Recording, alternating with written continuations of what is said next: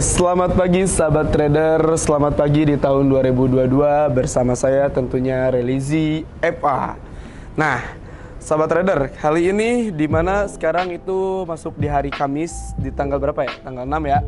Hari Kamis tanggal 6 di minggu pertama mengawali 2022. Seperti biasa bahwasanya kita selalu ada yang namanya itu daily materi bersama Didi Mac. Nah, untuk daily materi hari ini kebetulan akan dibawakan sama saya sendiri gitu.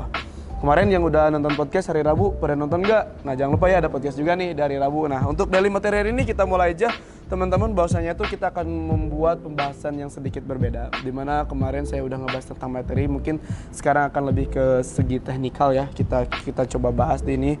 Udah ada juga medianya teman-teman. Di sini temanya itu saya akan membahas cara entry point menggunakan teknik Bollinger Band dan stokastik. Kayak gitu. Gimana sih caranya untuk entry point di Bollinger Band dan juga stokastik? Yuk, kita langsung aja kita mulai. Pertama teman-teman, pasang dulu indikator Bollinger Band-nya. Sini ya, kita lihat. Tas, oke. Udah gitu, ini periodenya gak usah diubah-ubah, tetap manual aja yang biasanya. Pasang di sini, udah mulai terlihat teman-teman apa namanya itu Bollinger Band. Apa sih Bollinger Band tuh? Bollinger Band itu adalah alat pembantu atau indikator pembantu untuk kita menganalisa harga gitu kan. Nah, ya jadi kita mulai untuk kita hapus dulu ya ininya teman-teman. Nanti kita bahas. Oke, ini oke. Sip. Nah, udah ada tampilan Bollinger Band di mana di sini saya pakainya di time frame H1 ya. Kita menggunakan analisa 1. Di sini udah ada 3 Bollinger Band. Lihat ada garis di atas, ada garis di tengah, ada garis di bawah. Atau kalau misalnya berdasarkan Bollinger Band itu ini bisa disebut ini adalah garis upper band. Nah, ini dengan disebut upper band atau sering disebut garis resistennya kalau untuk di Bollinger Band. Ini sering disebut dengan middle band. Nah, dan di bawah ini ada lower band. Jadi kalau misalkan berdasarkan Bollinger Band itu ada 3 garis yang harus kita pahami. Pertama, upper band, middle band, dan juga lower band. Dan di setiap garis itu ada kegunaannya teman-teman. Oke, kita coba dulu.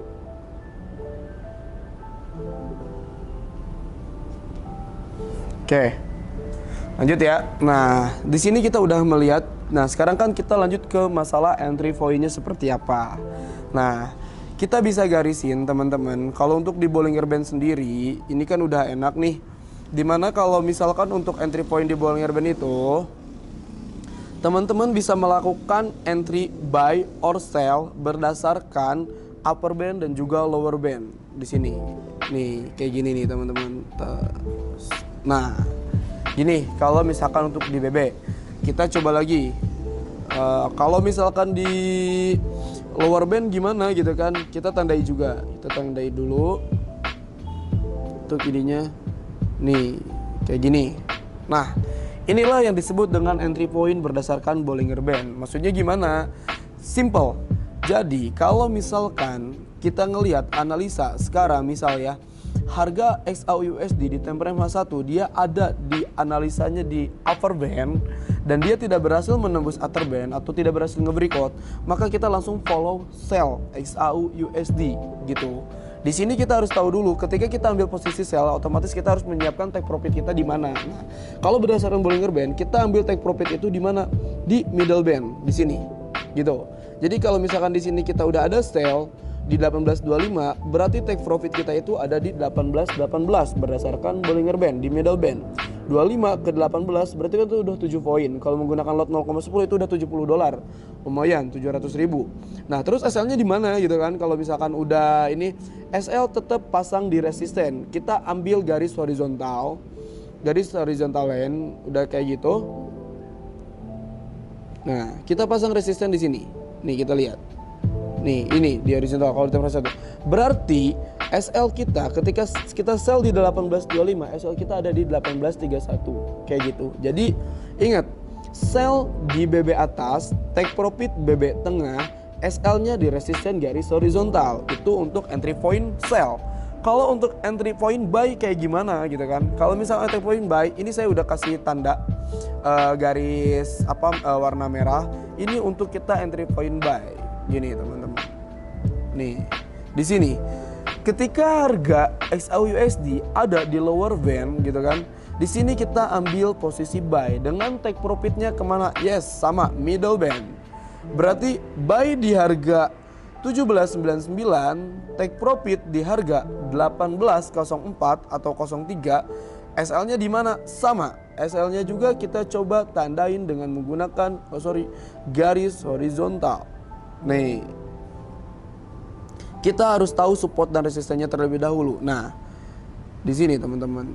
Ini bisa, tapi kalau misalnya lebih enak lagi di sini bisa. Nih. Di 17.89. Jadi kita bisa ke sini. Tapi kalau SL kan balik lagi ke keinginan teman-teman di mana atau bisa disupportnya di sini di 17.95. Jadi ingat, simple. Kalau untuk Bollinger Band itu sell and upper band dan buy is lower band. Take profit middle band. Cukup seperti itu aja. Nah, kalau untuk analisa sekarang kayak gimana? Sekarang kan harga lagi berjalan. Sekarang harga akan lagi berjalan dia mau menyentuh ke lower band. Nih, sini. Di sini. Otomatis kita tandai dulu supportnya di mana. Oke, kita coba kasih support dulu, teman-teman. Nah, ini dia supportnya. Di sini. Ini udah jadi area support. Karena dari indikator Bollinger Band ini kita bisa ngelihat nih. Kalau misalkan garis dari Bollinger Band-nya itu dia turun ke bawah ke sini, berarti dia bakal ada penurunan, teman-teman. Sama, kalau misalkan ini juga berarti dia mau ada penurunan. Berarti kita ambil setupnya sekarang apa? Kita ambil setup buy. Bisa ambil buy di mana? Di sini. Jadi di buy tunggu di harga 18.03 untuk harga XAUUSD berdasarkan Bollinger Band. Jadi seperti itu. Kenapa ambil buy? Karena balik lagi rumus simple dari Bollinger Band itu buy di lower band dan sell di upper band dengan take profit middle band. Cukup simpel sekali ya. Sekarang kita akan padukan menggunakan stokastik.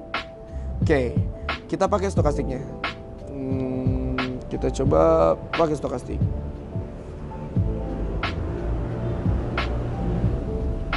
Oke, jadi Bollinger Band dipadukan dengan stokastik osilator. Periodenya pasang 1437 karena saya suka menggunakan itu juga, sama lebih simpel. Nah, udah mulai kelihatan teman-teman. Oke, ini udah kelihatan stokastik.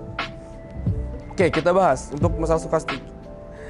Ada level 80, ada level 20, 80 dan juga 20. Ini stokastik itu bertujuannya apa? Kita harus tahu dulu nih definisi stokastik itu apa. Definisi stokastik itu untuk melihat harga jenuh dari suatu harga. Level 80 untuk melihat harga jenuh buyer dan level 20 untuk melihat harga jenuh buyer. Jadi kalau misalkan sekarang berdasarkan stokastik sangat simpel sekali. Kita tandai dulu, teman-teman. Nih. Oke, kita coba kasih tanda dulu.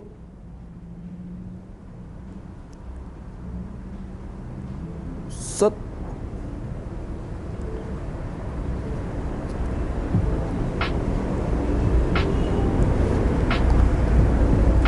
Nah, seperti ini untuk kasus di stokastik. Kenapa saya ambil kasih tanda di sini? Ini definisinya gini. Ketika harga atau garis stokastik ini ngelewatin level di 80, maka dia udah jenuh untuk posisi buy. Maka kita harus siap-siap untuk entry point posisi apa? Sell. Seperti itu. Sama sebaliknya. Ketika dia ada di level 80 di sini, 20 maka dia udah posen dengan posisi jenuh sell. Berarti kita ambil persiapan untuk taking profit di posisi buy setupnya. Kita ambil contoh. Di sini naik kan, di sini turun, turun. Udah masuk ke level 20, udah masuk ke harga jenuhnya. Entry point-nya gimana? Entry point-nya ketika si harga stokastik ini dia udah bersilangan. Ini teman-teman, di sini. Kita ambil buy XAUUSD, kita lihat di sini kita ambil buy di harga 18.00. Sedikit plotting di sini sideways, tapi lihat setelah ini dia ke sini maju masuk ke 18.07. Dari sini kita ambil buy tadi kan, dari yang bersilang ini. 18.02 ke 18.07 kita dapat 5 poin, berarti sama dengan $50. Tapi secara entry point ini udah tepat kan tuh, jadi buy. Nah, kalau ini sellnya gimana kita lihat dari sini. Dari sini kita persiapan ambil sell. Ini kita ke bawah plotting dulu. Tapi kalau misalkan ngelihat harga, ini dia udah dapat sell di sini. sell 18.16 dan dia turun juga. Kalau DXY USD kan enak ke 18.12. Udah dapat 4 poin. Dari sini dia bersilangan lagi, berarti dia akan terkombinasi, dia bakal naik kembali dan setelah itu apa? Dia kembali turun bersilangan dan langsung turun. Nah, kita lihat lagi peluang yang lain. Kita lihat. Oke, ini contohnya. Kita ambil contoh lagi, teman-teman. Oke.